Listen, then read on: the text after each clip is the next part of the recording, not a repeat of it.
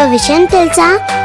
ఈరోజు మా డాడీ నన్ను ఫస్ట్ టైం స్కూల్ దగ్గర డ్రాప్ చేస్తున్నారు. భార్గవి నాకు దూరం కాలేదు, అంతా కలిసి దూరం చేశారు. ఇప్పుడు నీ చేతిలో భార్గవి ఆస్తి ఉంది. ఆ ఆస్తిని ఆధారంగా చేసుకుని మొదలు నరికినా అశోక వృక్షం మళ్ళీ చిగురించినట్టు నువ్వు మళ్ళీ మహావృక్షం కావాలి. ఆ హరిని దెబ్బతీయాలి. యూనిఫామ్ వేసుకోవాలి, స్కూల్ కి టైం అవుతుంది. పాప కళ్ళలో ఆనందం చూస్తుంటే ఎంతటి బాధనైనా మర్చిపోవచ్చు అనిపించింది. దీనంతటికీ కారణం మీరు చెప్పిన మాటలే. నువ్వు 4 రోజులు ఉన్నందుకే ఇంత సంతోషాన్ని నింపావే. ఇక నువ్వు ఇక్కడే ఉండిపోతే ఇక ఏ సమస్యలు ఉండవు. ఇక్కడున్నన్నాళ్ళు ఆ పసిబిడ్డ మొహంలో సంతోషం నింపుతాను. ఆ పుణ్యం నా కడుపులోని బిడ్డని కాపాడితే నాకంతే చాలు. అంటే నువ్వు గర్భవతివా?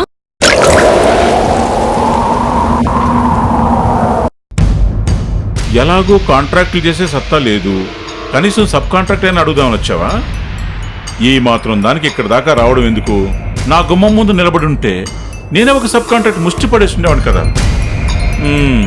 అయినా ఇప్పుడు నీకు ఆ సీన్ కూడా లేదనుకో, నిన్ను క్షమించి నా కంపెనీలో ఒక జాబ్ పడేస్తాను. కానీ ఒక షరతు, ఓడిపోయానని చెప్పి నువ్వు నా ముందు తలదొచ్చుకుని నిలబడు. ఏరా, నన్ను దొంగ దెబ్బ తీసి నా మీదే గెలుపు సాధించానని విర్రవీగుతున్నావా? నీ నక్క చిత్తులు అర్థం చేసుకోలేక సర్వం కోల్పోయి నేను ఓడిపోయానేమో, కానీ దొంగ దెబ్బ తీసిన నువ్వు మాత్రం గెలిచినట్టు కాదు. అయినా ఓటమనేది జీవితానికి ముగింపు కాదు. చూస్తుండు, గోడ కొట్టిన బంతిలా ఎలా రంగంలోకి తిరిగి వస్తానో చూస్తుండు.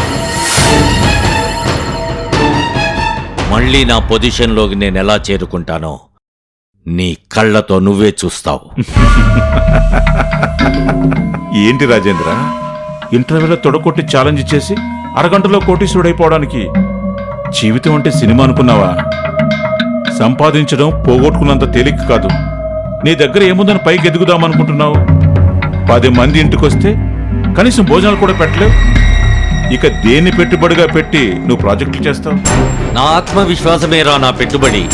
నీలాగా దొంగ దెబ్బలు తీసి పైకి రావటం నాకు చేత కాదు. నా మీద నాకున్న నమ్మకంతో నేను అనుకున్నది సాధిస్తాను. చూడు రాజేంద్ర, నీకున్న తెలివితేటలతో ఏదో పెద్ద ప్లాన్తోనే వస్తున్నట్టున్నావు. కానీ నీ తెలివితేటల కంటే నా డబ్బుకున్న పవరే ఎక్కువ. మర్యాదగా నా దారిలోకి రాకుండా ఎక్కడో చోట బతికేయి, వదిలేస్తాను. అలా కాకుండా మళ్ళీ నా దారిలోకి వచ్చావే అనుకో, ఈసారి భూస్థాపితం చేసేస్తాను. నువ్వు భూస్థాపితం చేస్తుంటే చూస్తూ కూర్చోవడానికి నేనేం నీలాగా గోతికాడ నక్కని కాదురా, దెబ్బతిన్న సింహాన్ని. నన్ను మరింత రెచ్చగొట్టద్దు.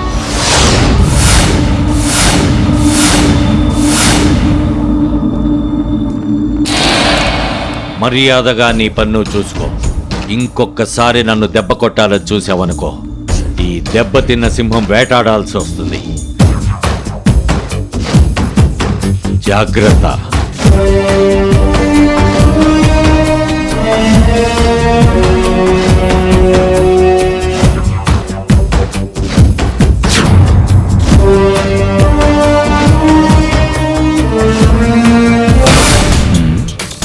వీడికి చింత చచ్చినా పులుపు చావలేదు.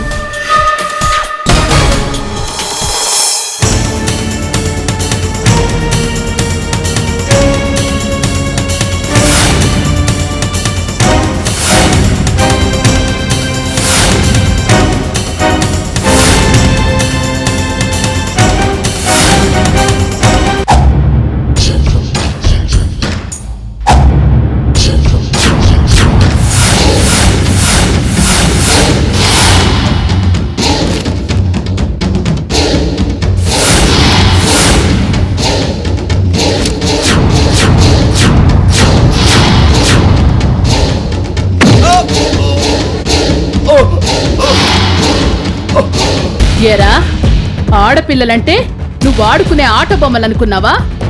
చెప్పరా, భార్గవిని ఎందుకు కిడ్నాప్ చేశావు? చెప్పు.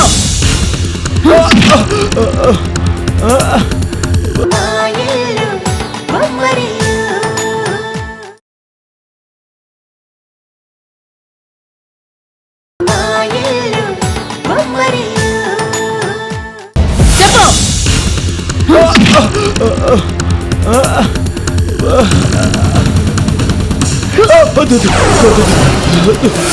వద్దు, నన్ను కొట్టద్దు, వద్దు, నన్ను కొట్టద్దు, వద్దు, వద్దు, వద్దు, జీవన్! కొట్టద్దు, జీవన్! నన్ను కొట్టద్దు. జీవన్! ముందా గోలాపు ఎవడో చంపేసినట్టు ఏంటా కేకలు? పగటి కలలు కనడం, పిచ్చి పిచ్చి కేకలు వేయడం బాగా అలవాటైపోయింది నీకు. కలలు కనడం కాదే, నా భవిష్యత్తు నా కళ్ళ ముందు కనపడుతోంది. కళ్ళు తెరిచినా కళ్ళు మూసినా నాకు ఆ సీఏ కనపడుతోంది. భార్గవుని కిడ్నాప్ చేసింది నేనే అని ఆ సీఏకి తెలిసిందే అనుకో, నా ప్రాణాలు తీసేస్తుందే బాబు. ఆ సీఐ సంగతి తర్వాత, ముందా దాస్ సంగతి చూడు. నువ్వు భార్గవిని కిడ్నాప్ చేయించిన విషయం వాడెళ్ళి సీఐతో చెప్పాడనుకో, ఇప్పుడు నీకొచ్చిన కల నిజమైపోతుంది. వాడు డబ్బులు వాడికి ఇచ్చేసాం కదా, ఇంకెందుకు చెప్తాడు? ఎందుకో బయటున్నాడు, వాణ్ణి అడుగు.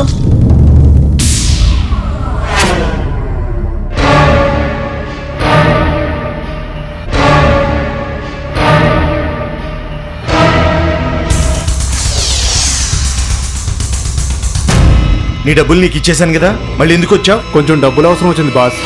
మీ సీక్రెట్స్ అన్ని తెలిసిన వాడిని, మిమ్మల్ని కాకపోతే ఇంకెవరిని అడుగుతాను చెప్పండి. రాస్కెల్, పిచ్చి పిచ్చిగా ఉందా? దాన్ని కిడ్నాప్ చేసినందువల్ల ఒక్క పైసా రాకపోయినా నీకు డబ్బులు ఇచ్చేసానా లేదా? మళ్ళీ ఎందుకు వచ్చావు? వదలండి బాస్, మీ జుట్టు నా చేతిలో ఉండగా నా కాలర్ మీరు పట్టుకోకూడదు. అసలే ఆ సిఐ చండ శాసనరాలు, మొత్తం మ్యాటర్ చెప్పక్కర్లేదు, కొంచెం క్లూ ఇస్తే చాలు కాళ్ళు విరగొడుతుంది. అయినా మీ సొంత డబ్బు ఇచ్చినట్టు బాధపడతారేంటి బాస్? పెళ్ళాన్ని మోసం చేసి సంపాదించిందే కదా, అందులోంచి కొంచెం నా మొహాన పడేస్తే చాలు, లేకపోతే కటకటాల వెనకే. ఆలోచించుకోండి.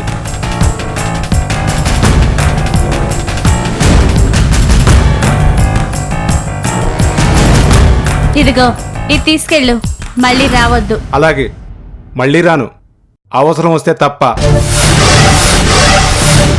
వస్తాను.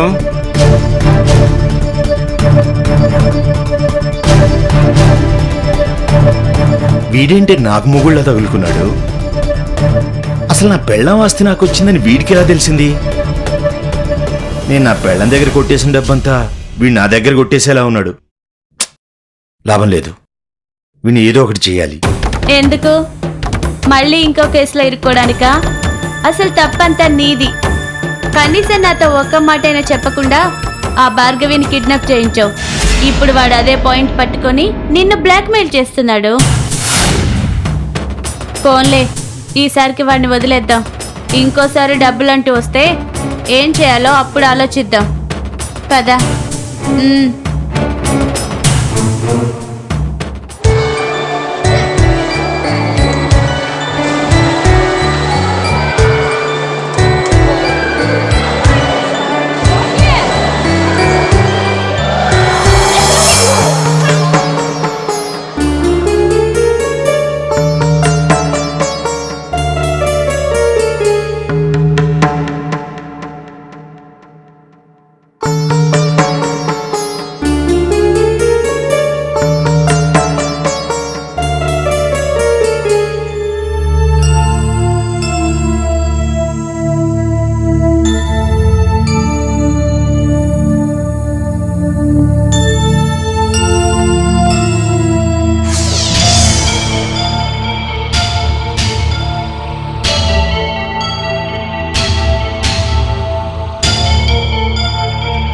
ఎవరి కోసం అమ్మా ఎదురు చూస్తున్నావు?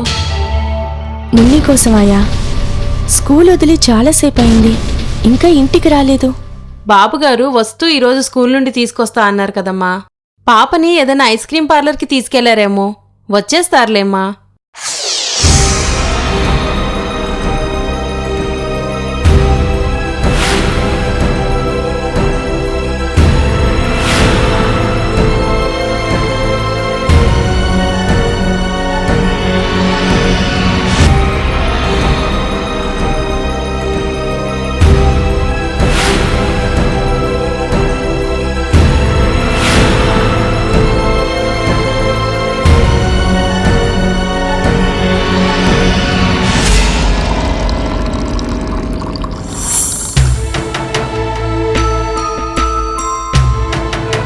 నిజంగా ఐస్ క్రీం పార్లర్కి తీసుకెళ్లారా లేకపోతే ఆఫీస్లో బిజీగా ఉండి పాపం తీసుకొచ్చే విషయం మర్చిపోయారా?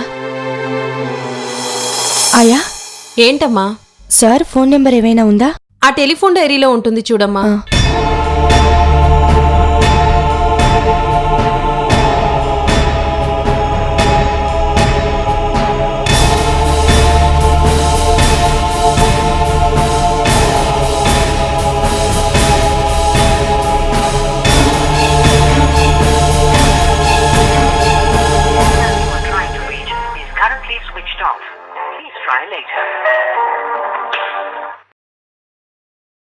ఫోన్ ఆఫ్ చేసుందాయా? ఒకసారి ఆఫీస్కి ఫోన్ చేసి కనుక్కోమ్మా. ఆ.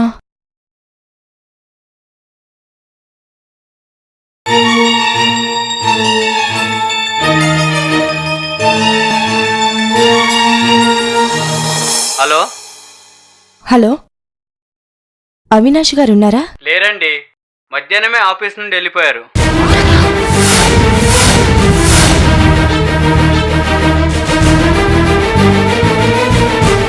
వెళ్ళిపోయారా?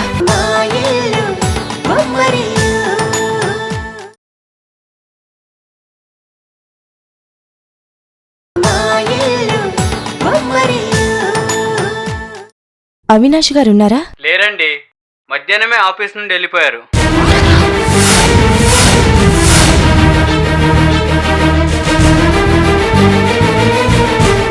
వెళ్ళిపోయారా?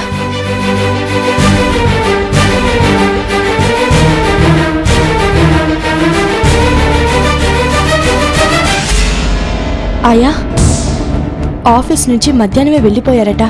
సెల్ ఫోన్కి చేస్తుంటే ఆఫ్ చేసింది. నాకెందుకో ఈయన పాపం తీసుకురావడానికి వెళ్ళలేదనిపిస్తోందాయా. నువ్వేం భయపడకమ్మా. బాబుగారు అసలు ఏ పనికి ఒప్పుకోరు. ఒకసారి చేస్తాను అంటే ఖచ్చితంగా చేస్తారు. పాపని తప్పకుండా తీసుకొస్తారు. నువ్వేం కంగారు పడకమ్మా.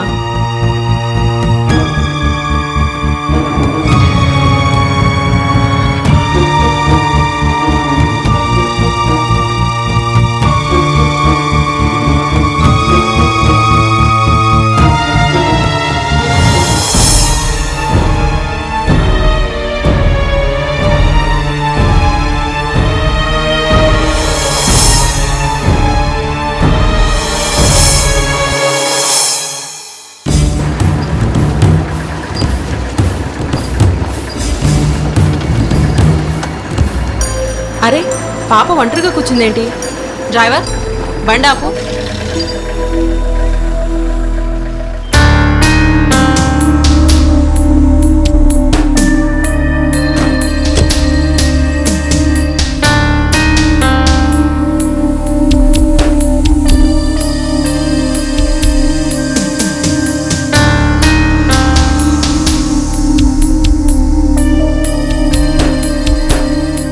పాపా, స్కూల్ విడిచిపెట్టి చాలాసేపు అయింది కదా, ఇంటికి వెళ్ళలేదా?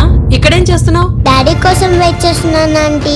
ఎప్పుడు డ్రైవర్ స్కూల్ దగ్గర డ్రాప్ చేసి మళ్ళీ తీసుకెళ్లేవాడు. ఈ రోజు మా డాడీ స్కూల్ దగ్గర డ్రాప్ చేశాడు, కానీ ఇంతవరకు తీసుకెళ్ళడానికి రాలేదంటీ. చిన్నపిల్ల వెయిట్ చేస్తుందని మినిమం రెస్పాన్సిబిలిటీ కూడా లేదు. ఇలాంటి వాళ్ళు పిల్లల్ని ఎందుకు అంటారో. అవును, నీ దగ్గర మీ డాడీ ఫోన్ నెంబర్ ఉందా? లేదు. మీ ఇల్లు ఎక్కడుందో నీకు తెలుసా? తెలుసా ఆంటీ? నాకు దారి చూపిస్తావా? మీ ఇంటికి తీసుకెళ్తాను. అలాగే ఆంటీ. పద.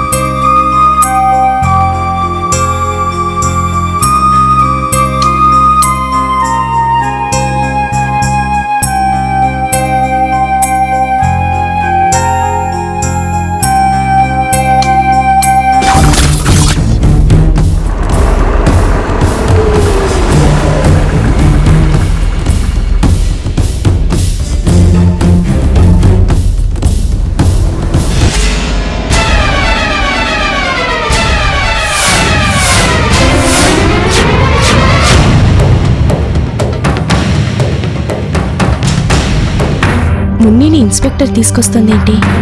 అంటే నేను ఊహించింది కరెక్టే. ఈయనేదో హడావిల్లో పడిపోయి మున్నిని స్కూల్ నుంచి తీసుకురావాల్సిన సంగతి మర్చిపోయారు. ఏదేమైనా ఇప్పుడు నేనున్న పరిస్థితిలో పోలీసుల కంట్లో పడకపోవడమే మంచిది.